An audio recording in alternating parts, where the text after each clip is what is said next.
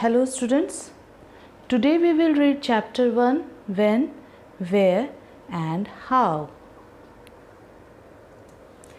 In the first part, we have discussed what is history, why it is necessary to read history, what are the different sources of history. In this part, we will read about the time frame of history. Basically, history can be divided into 3 different parts. History को हम 3 अलग अलग हिस्सों में बांट सकते हैं. They are prehistory, proto-history and history. पहला prehistory, दूसरा proto-history और तीसरा है history. अब हम इन सारे पॉइंट्स को अलग अलग पढ़ेंगे कि ये पॉइंट्स एग्जैक्टली हैं क्या. The first point is prehistory. Now what is prehistory? Prehistory is the period about which we do not get any written information. Prehistory वो समय है जिसके लिए हमारे पास written information नहीं है, जिसका मतलब कि जो उस समय के लोग थे उन्होंने कहीं पर कुछ लिख कर या किसी तरह के चित्र अंकित कर कर नहीं छोड़ा है, तो उस समय के हमारे पास कोई भी लिखित प्रमाण नहीं है. We can collect the information only with the things that have been buried in the ground. For example, bones, tools, pottery, etc.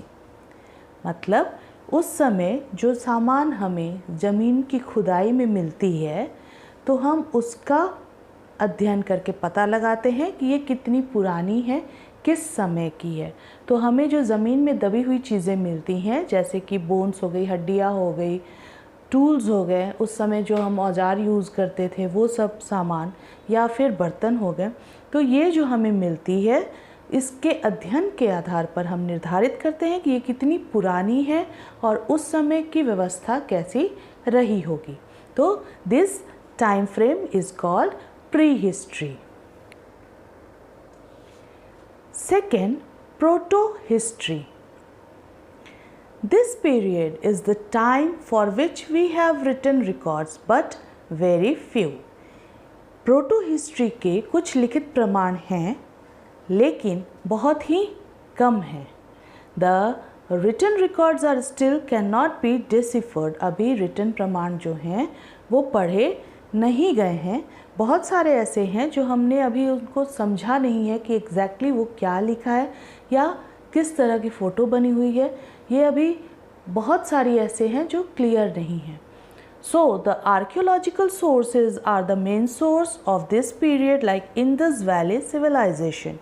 तो जो पुराने अवशेष हमें मिलते हैं खुदाई में ही कहीं पर, जैसे इंडस वैली सिविलाइजेशन में पूरा एक शहर मिला है जिसकी सड़कें बहुत अच्छी हैं, नालियाँ बहुत अच्छे से व्यवस्थित तौर पर बनी हुई है, मकान जो हैं वो 2 डबल स्टोरी मकान मिली हुई है. तो इस तरह की व्यवस्था देख के ये लगता है कि इंडस वैली सिविलाइजेशन जो था या उस समय के जो सिविलाइजेशन थे वो बहुत विकसित थे. तो ये प्रोटो हिस्ट्री के अंडर में आते हैं कि we have some written information about that time but very few, they are very less in numbers. So this time frame we known as proto-history. The third one is history. History referred to the period about which written documents are available. History जो है इस time frame के written documents हमारे पास है, मतलब इसके प्रमाण बहुत सारी मात्रा में हमारे पास उपलब्ध हैं. People knew the art of writing. They wrote on palm leaves or on the bark of the trees, stone or the skin of sheep or a goat.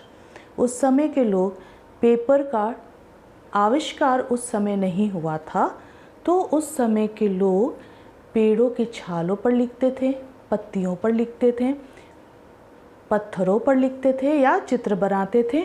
तो उस समय का जो प्रमाण हमें मिलता है वो रिटन में मिलता है. There are many pictures of that time also, but made on the leaves or the bark of the tree or stone. These writing known as manuscript. Now manuscript is the word, इसका मतलब होता है हाथों से लिखा हुआ script.